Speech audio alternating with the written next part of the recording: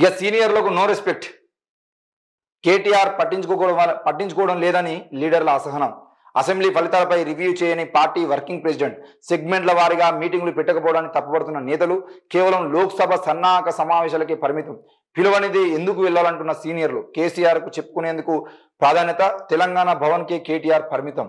BRS పార్టీలో సీనియర్లకు respect కరువైందని, వాళ్ళను కేటీఆర్ పట్టించుకోవడం లేదనే టాక్ ఆ పార్టీ నేతల నుంచే వినిపిస్తుంది. అసెంబ్లీ ఎన్నికల్లో ఓడిపోయిన సీనియర్లతో పార్టీ వర్కింగ్ ప్రెసిడెంట్ విడిగా సమీక్షించి సలహాలు సూచనలు తీసుకుంటే బాగుండేదని లీడర్లు అభిప్రాయపడుతున్నారు. మరి లోక్సభలో సపోర్ట్ ఉంటుందా అని చెప్పేసి చూసినట్లయితే ఏది ఏమైనా సీనియర్లకు సంబంధించిన విషయంలో కేటీఆర్ తీసుకున్న నిర్ణయం ఏంటి అంటే, ఈ అంటే ముఖ్యంగా బీఆర్ఎస్ పార్టీలో ఉన్నటువంటి సీనియర్లు ఎవరైతే ఉన్నారో ఆ సీనియర్లు తీసుకుంటున్న నిర్ణయాలు ఏవైతే ఉంటాయో వాటి వల్లనే ఈరోజు బీఆర్ఎస్ పార్టీ గ్రాఫ్ పడిపోతుంది. యువకులకు ఆ సీనియర్లో మేము సీనియర్లము, మాకు అభిప్రాయాలు అంటే మా దగ్గర ఎక్స్పీరియన్స్ ఉన్నది, మా ఎక్స్పీరియన్స్ సలహాలు సూచనలు మీరు తీసుకుంటే బాగుపడతారని చెప్పి చెప్తే వీళ్ళ ఎక్స్పీరియన్స్ సలహాలన్నీ కూడా బెడిసి కొడుతూ ఉన్నాయి. మూస పద్ధతిలో పాతకాలం పద్ధతిలో ఉన్నాయి. వీళ్ళ ఎక్స్పీరియన్స్లు పనికిరావు. మొత్తం సోషల్ మీడియా వేదికగా ఈరోజు బీజేపీ నరేంద్ర మోడీ ఏ విధంగా అయితే సోషల్ మీడియాను బేస్ చేసుకుని మోడీ రావాలని చెప్పేసి ప్రచారం చేసుకుని మోడీ అధికారంలోకి ఎట్లా వచ్చిండో అట్లా మనం కూడా ట్రెండింగ్లోకి పోవాలి అని చెప్పేసి కేటీఆర్ మైండ్ సెట్ ఉంటే, వీళ్ళు మాత్రం మమ్మల్ని గుసపెట్టాలి, మాతో మీటింగ్లు పెట్టాలి, మాతో మాట్లాడాలి, మేము చెప్పిన సలహాలు తీసుకోవాలి, మేము చెప్పిన సూచనలు పాటించాలని చెప్పేసి వీళ్ళు చెప్తా ఉంటే ఆయన దూకుడు స్వభావానికి వీళ్ళకు సెట్ అయితే లేదు. ఒకవేళ కుసబెట్టినా కూడా ఇక్కడ ఏమైతుందనంటే కేటీఆర్ని కుసబెట్టిన తర్వాత కేటీఆర్ అలా కూర్చుంటే గంటల కొద్ది ఒక ఆయనకు మైక్ ఇస్తే గంట సేపు మాట్లాడుతాడు, ఇంకో ఆయన మైక్ ఇస్తే గంట సేపు మాట్లాడతాడు, ఈయన మాట్లాడుతానే మైక్ ఆపలేమో, ఆయన మాట్లాడుతానే ఆ అసెంబ్లీ సమావేశాలు అయితేనేమో నువ్వు ఊకోవా అని చెప్పేసి స్పీకర్ అంటే ఊకుంటట్టుంటది. ఇక అట్లా కాదు, మొత్తం బీఆర్ఎస్ పార్టీలో సీనియర్ నాయకులతో మీటింగ్ పెట్టేదంటే షోలకు రక్తాలు వారేటువంటి పరిస్థితి తీసుకొస్తున్నారని చెప్పేసి ఆయన బాధ, కేటీఆర్ బాధ. అది మరి ఈ బాధలన్నీ పెట్టుకొని ఈ సీనియర్లను పట్టుకొని కేసీఆర్ సార్ ఏంది అని అంటే చెప్పవా అని చెప్పేసి ఆయన పడుకున్నా కూడా వీళ్ళు ఏదో ఒకటి చెప్తా అంటే లేచి ఓకే అని చెప్పేసి ఆయన అంటాడు. మొత్తం సీనియర్లు బీఆర్ఎస్ పార్టీలో ఉన్న సీనియర్లు అందరూ కూర్చోబెట్టి కేటీఆర్కు క్లాసులు ఇస్తా అంటే ఆయన నాకు అద్దురా బాబు మీ క్లాసులో మీతో ముచ్చటే కాదు, ఇక మిమ్మల్ని తీసుకొని పోతే మిమ్మల్ని ముందర పెట్టుకొని పోతుంటే ఊర్లలో పోరాగాలు కూడా ఈ ముసలాయన ఎవరు అని చెప్పేసి డైలాగ్ కొడుతున్నారు అని చెప్పేసి మొత్తం కొత్తగా ట్రెండ్ మార్చాలని చెప్పేసి కేటీఆర్ ట్రై చేస్తా ఉంటే ఆయన పుల్లలు పెట్టడానికి ప్రయత్నం వీలు చేస్తా ఉన్నారు. మరి లోక్సభ ఎన్నికలకు సంబంధించిన విషయంలో ఇప్పుడే ఈ విధంగా ఉన్నాయంటే రానున్న బీఆర్ఎస్ పార్టీకి సంబంధించిన విషయంలో రానున్న ఈ సీనియర్లు అందరూ వేరే పార్టీకి మాకు సీట్ లేకుండా పర్లేదు, ఎంపీ టికెట్ లేకుండా పర్లేదు, మీ పార్టీలకు అని చెప్పేసి కాంగ్రెస్ పార్టీలో పోతే పరిస్థితి ఏందని చెప్పేసి కేసీఆర్ భయపడతాడు. వీళ్ళు పోతే పోనీ పీడ పోతా అని చెప్పేసి కేటీఆర్ ఆలోచిస్తా ఉన్నాడు. అదే విధంగా బీఆర్ఎస్ పార్టీలో అయితే గొడవలు జరుగుతూ ఉన్నాయి. అయితే ఇక్కడ రెండో విషయం సీనియర్లు కూడా గుర్తుపెట్టుకోవాల్సింది ఏంటంటే దేశవ్యాప్తంగా ప్రపంచవ్యాప్తంగా యువకులకి అవకాశాలు ఇచ్చడానికి పరిస్థితులు కనబడుతూ ఉన్నాయి. ఈరోజు కాంగ్రెస్ పార్టీకి సంబంధించిన విషయంలో కానీ బీజేపీకి సంబంధించిన విషయంలో కానీ ఈరోజు అంటే దేశవ్యాప్తంగా యువకులు ఎక్కువ మంది ఆ పార్టీని గెలిపించేటువంటి ప్రయత్నం. ఈరోజు కాంగ్రెస్ పార్టీ అధికారంలోకి రావడానికి నిరుద్యోగులైనటువంటి యువకులే కారణం కదా. మరి ఆ యువకులు ఆ రోజు తెలంగాణ రాష్ట్రాన్ని సాధించుకోవడం కోసం కూడా యువకులు విద్యార్థులు రోడ్ల మీకు వచ్చి ధర్నాలు రాస్తారు కూడా ఆఖరికి ప్రాణాలు కూడా తీసుకున్నారు కాబట్టి తెలంగాణ రాష్ట్రం వచ్చింది. ఈరోజు కాంగ్రెస్ పార్టీ కూడా బీఆర్ఎస్ మీద వ్యతిరేకతతోని నిరుద్యోగులు యువకులందరూ రోడ్ల మీకు వచ్చి కాంగ్రెస్ పార్టీని గెలిపించుకోవడం కోసం పనిచేసిరు.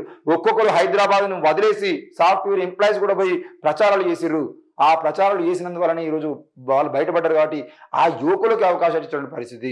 గ్రామ సర్పంచ్ నుండి మొదలుకుంటే ఎమ్మెల్యే ఎంపీ ఎమ్మెల్సీల వరకు యువకుల్ని ముందు పెట్టేటువంటి ప్రయత్నం చేస్తే ఆ రోజు అంతేందుకు బీఆర్ఎస్ పార్టీకి సంబంధించిన విషయంలో ఎప్పుడు చూసినా ట్రెండింగ్ లో ఉన్నటువంటి నాయకుల పేర్లు తీసుకున్నా కూడా హరీష్ రావు, కేటీఆర్, కవిత, లేదంటే గువ్వల బాలరాజు, బాలకసుమనం వీళ్ళ పేర్లు ఎందుకు బయటపడే ప్రతిసారి ఎందుకు వాళ్ళు ప్రెస్ మీట్ పెడితే ట్రెండింగ్ లో ఎందుకు ఉండేది? ఈరోజు ఒక బర్రెలక్క అనే అమ్మాయి ఎందుకు ట్రెండింగ్ లోకి వచ్చింది? ఈ విషయాలన్నీ చూసేదంటే యూత్ మొత్తం సోషల్ మీడియా వేదికగా జరుగుతున్న ప్రచారాల్లో ముఖ్యంగా యువకులు యువ రక్తం మాట్లాడుతున్న విషయాలు ఏవైతే వాటిని ట్రెండింగ్ పెట్టేటువంటి అవకాశాలు ఉన్నాయి. మీలాంటి సీనియర్లు కూర్చోబెట్టి మైకుల ముందు కూర్చోబెట్టి అంటే మీ ఫేస్ కనబడుతుంటే ఆ వార్త చూసేటువంటి పరిస్థితి కూడా ఉండలేదు. కనీసం మీరు ఎంత గొప్పగా చెప్పినా కూడా యువకులు ఆ విషయాన్ని వినేటువంటి పరిస్థితి లేదు. కాబట్టి ఈరోజు బీఆర్ఎస్ పార్టీ మళ్ళీ బతకాలన్నా కూడా యువకుల్ని ముందు పెట్టుకొని యువ నాయకుల్ని ముందు పెట్టుకొని యువకులకు అవకాశాలు కల్పిస్తూ ప్రతి దాంట్లో యువ నాయకత్వాన్ని ప్రోత్సహిస్తూ ముందుకు పోతే తప్ప మళ్ళీ బీఆర్ఎస్ పార్టీ అంటే ఇంతకుముందు 10 ఏళ్ల క్రితం ఉన్నటువంటి ఏ విధంగా అయితే 10 ఏళ్ల క్రితం ఎంత ఊపు మీద ఉన్నా ఆ ఊపు మీదకి రావాలంటే మాత్రం తప్పకుండా కేటీఆర్ చేస్తున్న పని ఏదైతే ఉందో దాన్ని కొనసాగించే విధంగా చూసుకోవాలి. మళ్ళీ ఆయన పుల్లలు పెట్టి కేటీఆర్ని పక్క పెట్టియాలి, లేదంటే అసలు కేసీఆర్ మళ్ళీ రావాలని చెప్తే కేసీఆర్ మళ్ళీ వచ్చేదంటే ఎవరు పట్టించుకోరు. అయిపోయింది.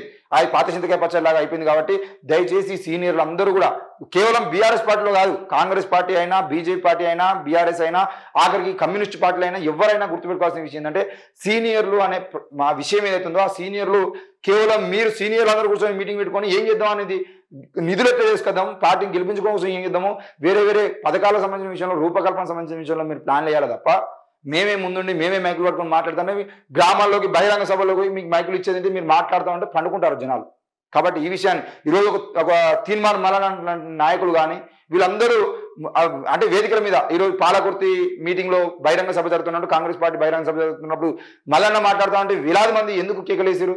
ఒక రాహుల్ గాంధీ, ప్రియాంక గాంధీ వచ్చింటే జనం ఎందుకు ఉర్రు తరుగుతున్నారు? అదే సోనియా గాంధీ ఎందుకు సోనియా గాంధీ మల్లికార్జున ఖర్గే వచ్చిన దానికన్నా రాహుల్ గాంధీ, ప్రియాంక గాంధీ వస్తున్నారంటే ఎందుకు జనాలు తరబడి వస్తున్నారు అనే విషయాన్ని మీరు గమనించినట్లయితే దాదాపు ఈ విషయం బయటపడుతుంది. కాబట్టి అన్ని పార్టీలు ఉన్న సీనియర్లు గుర్తుపెట్టుకోవాల్సిన అవసరం ఏంటంటే మీరు రాజకీయాలలో మీరే వేదికల మీకు వచ్చి మీరే అతిథిలో కూర్చోవాలనే ఆలోచన నుండి బయటపడి యువకులకి అవకాశాలు ఇచ్చడానికి ప్రయత్నం చేయాలి, యువ నాయకుల్ని ముందు తీసుకొచ్చడానికి ప్రయత్నం చేయాలి.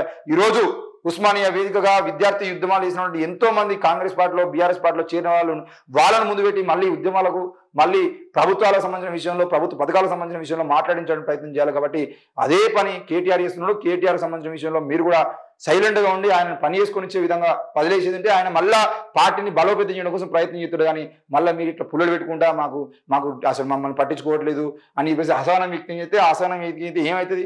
ఏం ఉండదు. 4 రోజులు అయితే మిమ్మల్ని పట్టించుకునే నాయకులు కూడా ఉంటారు. కాబట్టి దయచేసి అర్థం చేసుకోవాలి, యువకులకు అవకాశాలు కల్పించాలి.